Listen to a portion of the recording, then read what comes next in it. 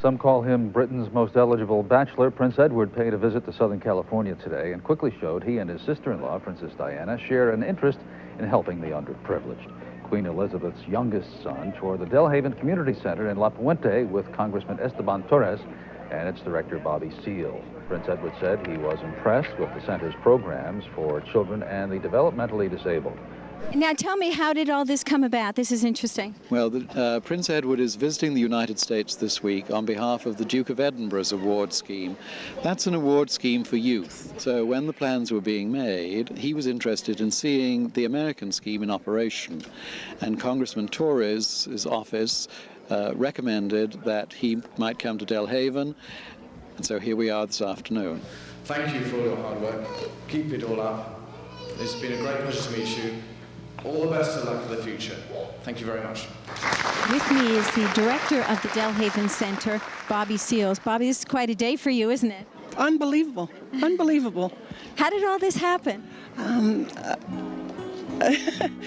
really don't know. When Delhaven first got started, it really wasn't meant to be. My dad worked for the Department of Children's Welfare Services. My mom was a stay-home mom. We got involved with the church. My dad knew a pastor at one of the local churches. The churches and local community at that time, you didn't have a lot of structured programming, especially for children in the neighborhood. It was a heavy gang area, African-American gang, Bloods, Crips, a lot of poverty, a lot of violence. Children had never had opportunity to do anything. They never left their neighborhood. That was their life. They took 2 weeks off during the summertime and started a 2-week day camp program. And that really was supposed to be it. There was no thought process of starting at Delhaven. Living in this area, our parents worked a lot. They didn't really have the chance to take us on, camping adventures or things like that. Delhaven did a lot of non-tent camping. It was just you, your sleeping bag, and a tarp covering you so you didn't wake up with too much moisture. I think my favorite camp was called Ocean Lagoon. It was right there on the lake. It was scary at first, but it was fun because I'd never been on a canoe before. By the time school started, we had over 100 kids coming every Tuesday night. Because there was such a high need in the community and parents kept coming back saying, what's next? My parents started a few other programs. My dad continued working. My mom became an official volunteer at Delhaven, starting these other services and programs with a lot of other young adults as volunteers helping out. When they started all these programs, it was a blessing. It was something that I could say, I could take my kids and they could stay there for a while or whatever, go to trips, whatever, and I know they're safe. Delhaven started an after-school program, once a week, then twice a week, eventually 5 days a week. We were doing after-school programming on school sites long before anybody else in this area. Now, you have state grants where every school district has after-school programming, which is great because it's needed. But Delhaven was really the first agency in this area to do that. They wanted to have a place where kids from broken homes, kids didn't have anything positive in their life, could come get positive role modeling, could have a safe place.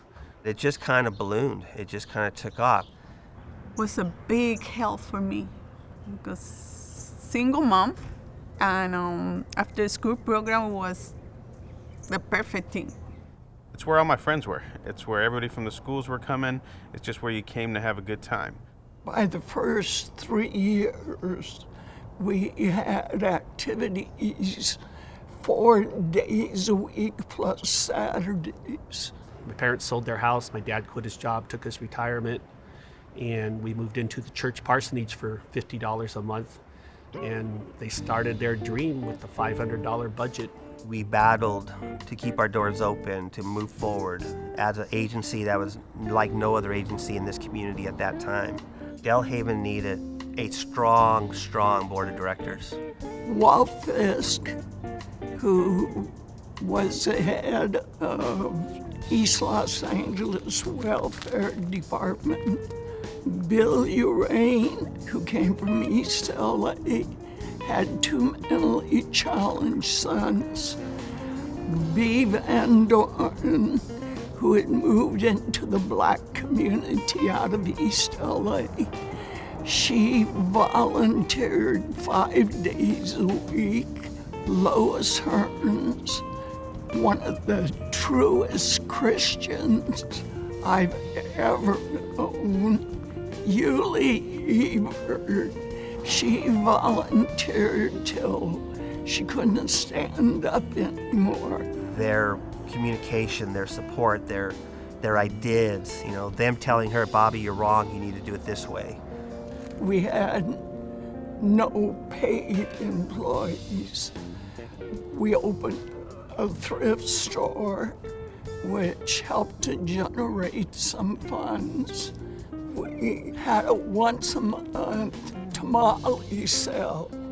The Teeter-Totter Marathon was a 24-hour event. Different people signed up to teeter-totter for an hour or 2 hours, whatever it was. A lady called one day and she had collected dolls and she wanted to get rid of them.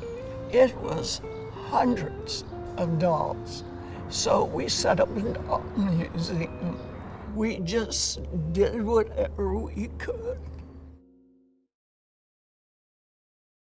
I think as kids, you don't realize it, but everybody's still looking for a purpose.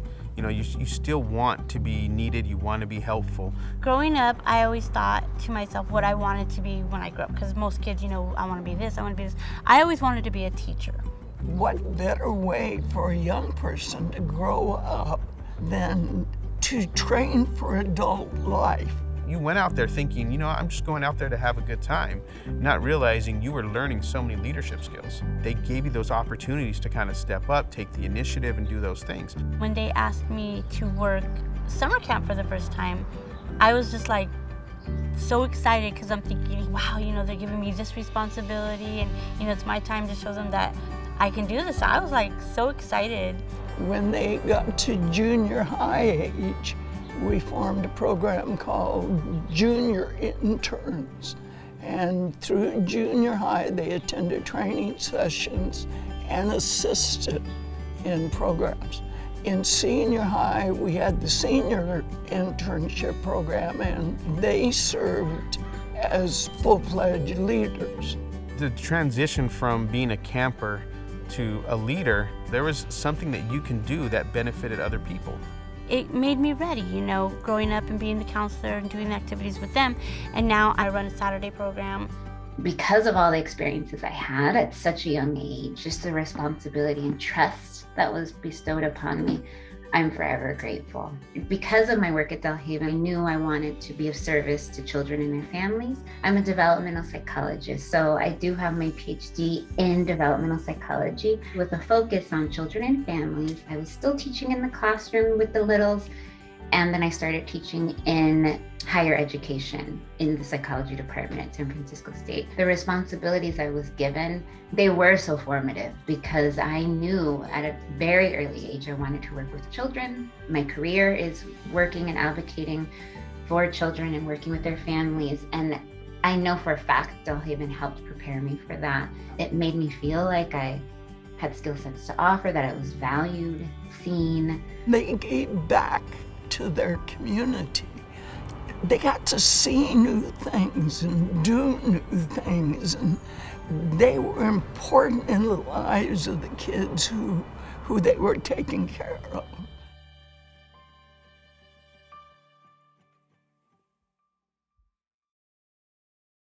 Back in the late 70s, mid-70s, late 70s, we were approached by a few parents. That time had children who were special needs that were in high school at the time. And again, then you didn't have programming in the community. In a lot of ways, there was a lot of shame if you had a son or child who had special needs. That was a hidden population. The neighbors, frankly, were afraid of them. They were afraid they'd hurt their kids, that there would be problems. In 1979, we then started a daycare facility, and now here we are, 50 years later, and that's 50% of our programs are for the special needs population. We didn't ever try to hide our people. We go out on walks, we go to all the different stores, the libraries. We teach them if you're going to make a purchase, you need to make sure how much it is, how much you give, you get your change. You know, we've had many experiences where they've not gotten the right change back, and we take the client back there and, you know, get their money back. They started a square dancing group called the Happy Twirlers where they would actually square dance, and I think the first time I saw them, I was like, what? The Funmaker group was a social club. They did service projects, they learned different things, they helped people, they would go out and clean, you know, in the city. When we started doing that was pretty unheard of, and it became a really popular service because they worked hard, they did really great work. We have city contracts and we have private business contracts. But at the time, it's not something you saw in the workforce. The opportunities, a lot of people were just, you know, put them in institutions. And then we had a Fun Seeker group, which is the group that went all over the place. We went to Florida, we went on an 8-day cruise, Mexican Riviera, Wisconsin Dells, and up and down the coast we've been on trips, you know, camping trips. We would take 25, 30 people with us on airplanes, and you know, that's not an easy thing, just boarding an airplane with a big group like that, but it just was just so needed for them. They got to see and do and things that they would have. Our first integration into the special needs population was with Special Olympics. About 5 years into the start of Special Olympics, Delhaven got involved by having participants with another group around here called East San Gabriel Valley Special Olympics.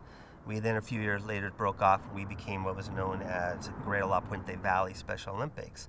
And then back in the 70s and early 80s, it was really a grassroots program. We'd get over 1,000 athletes, you know, and some 200 to 300 volunteers from all over Southern California.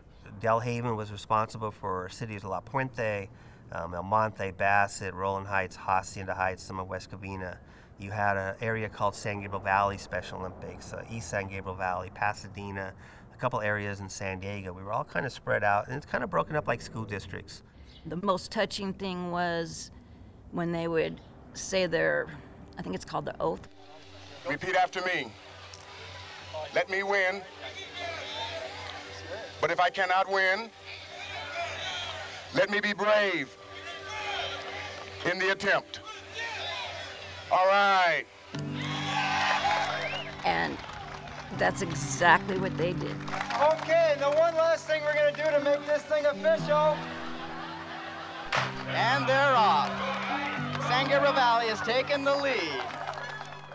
That was awesome, really, you know, to see all these kids and having fun and running, and some would cry, some would laugh, others would fall down and they'd get up and keep on running.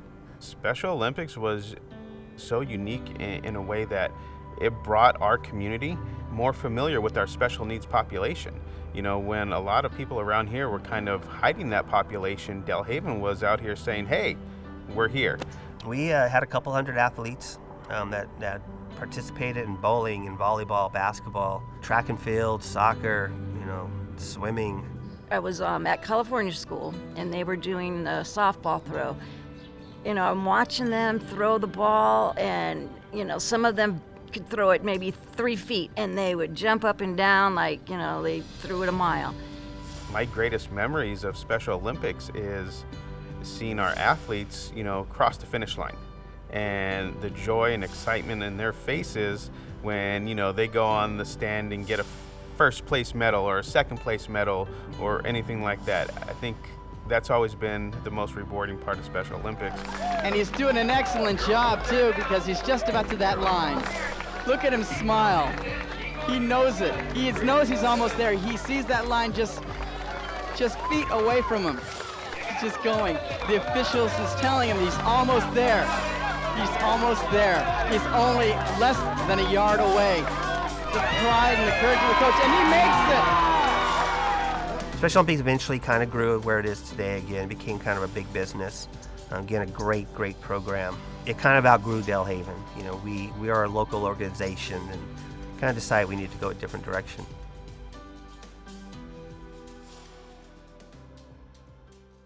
My name is Philip Banks.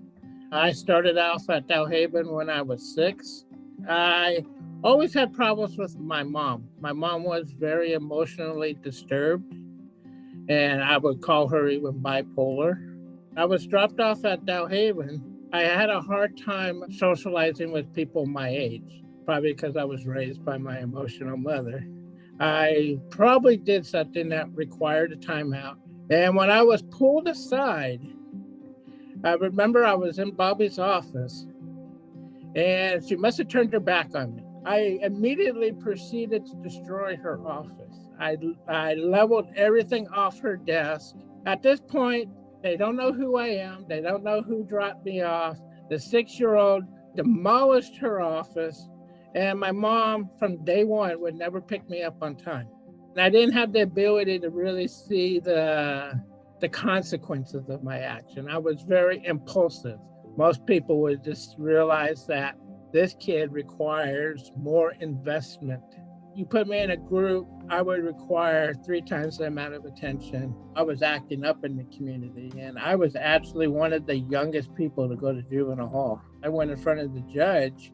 Bobby was there. My mom didn't even show up to the hearings. And Bobby was there. She represented me, and one of my terms of probation actually required me to attend Delhaven. Delhaven actually started a Voyagers program, which was a club geared towards individuals that required that extra special attention.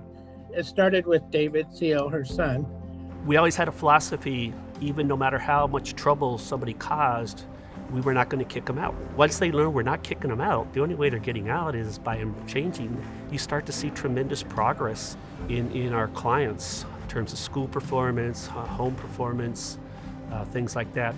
We may not like some of the behaviors, but we love the person, and we open everything we have to try and help them, to let them know they're loved.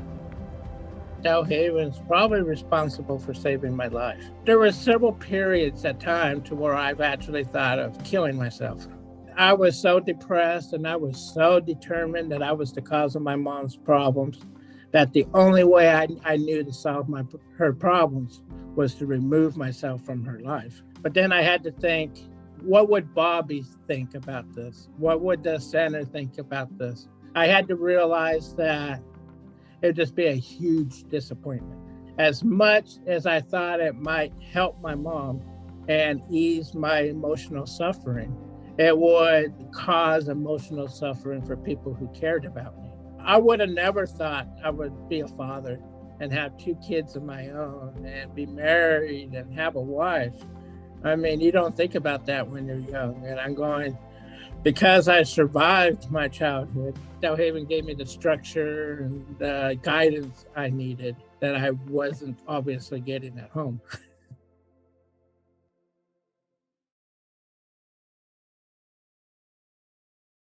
When Delhaven moved here, we had after-school programming, of course, 5 days a week.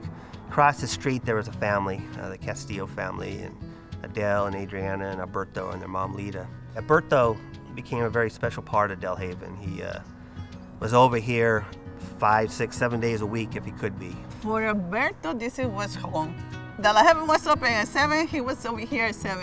And anybody who's grown up at Delhaven, you just kind of become impacted by the values, that are instilled upon you. You just kind of see it and you live it every day. The importance of volunteering, the importance of hard work, the importance of commitment, a sacrifice. And he kind of bought into all that at a very young age. All the time say, Mom, when I grow up, I'm gonna be a lawyer, something, because you're gonna have a limousine with a chauffeur. His one dream in life was to go to college specifically so he can get a good education and support his family. He went to visit family and his dad took him. The day before he was coming back, he had a car accident and he passed away probably after an hour. Alberto was 15, 7 weeks before his 16th birthday. It was one of the hardest phone calls I think I ever received. I was, in camp at the time, directing one of our camps, and my mom called me to give me the news. The services were held here. We had only 250, 300 people here, so I had to MC that service. the neighborhood got together and wanted to raise money for, the mom for funeral services. So they held a traditional car wash. It was a very emotional day. All his high school friends were here. They raised the money, gave that money to Mom, and Delhaven then on the side also assisted the family with some other costs and everything and what we could do. His one goal in life was to go to college, get a good education, and support his mom and his sisters. So we started a college educational fund in Alberto's memory and been doing car washes and fundraising ever since. We've, over the last 30 years, have handed out some 30-plus college scholarships every year, and we actually just met and revised our college scholarship program this year, and we'll be handing out even more as we move forward in Alberto's memory. To have Alberto scholarships is like he's still here, he's still alive. We talk about him, and they say when we still talk about the dear ones that they left, they're still alive in our hearts.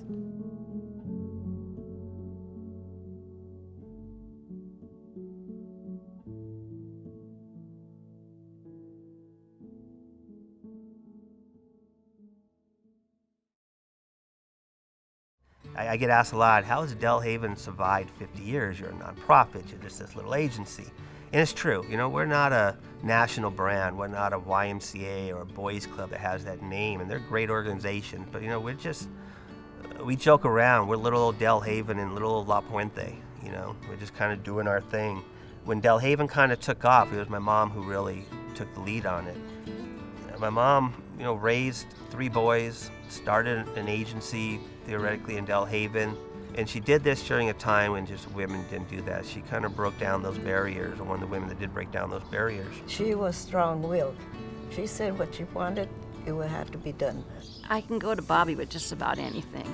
I shouldn't even say just about anything. I can go to her with anything. She's like a mother, a friend, a sister, everything in one. Her goal is to make sure that every person that comes through that door who needs help, no matter what it may be, knows that they are loved. My son is on the autism spectrum, and 2 of my grandchildren. They turned 3 in April. The pandemic hit in March. And so they were sort of caught in the middle of this tug of war with, regional center. At the age of 3, regional center sort of hands you off to the school district, and the school district, everything was in turmoil, and they lost services that they were previously getting through regional centers, such as speech, occupational therapy, ABA therapy. For me, it was a genuine cry for help. I reached out to Bobby and Tim and wanted to know, is there anything that Delhaven can do? And they hit the ground running. They were able to help me find resources, for my daughter, to connect them with people so that the children didn't just fall through the cracks. That's the kind of people they are. That's the kind of group that is here at Delhaven. I'll never be able to thank them enough for everything that they've done, not just for me, but for so many more, so many people. It's been years and years of commitment. It's a lifelong legacy for them. And I'm just really, really proud that I know them. I think it goes back to philosophy and our values. We truly believe in what we're doing. We truly love what we're doing.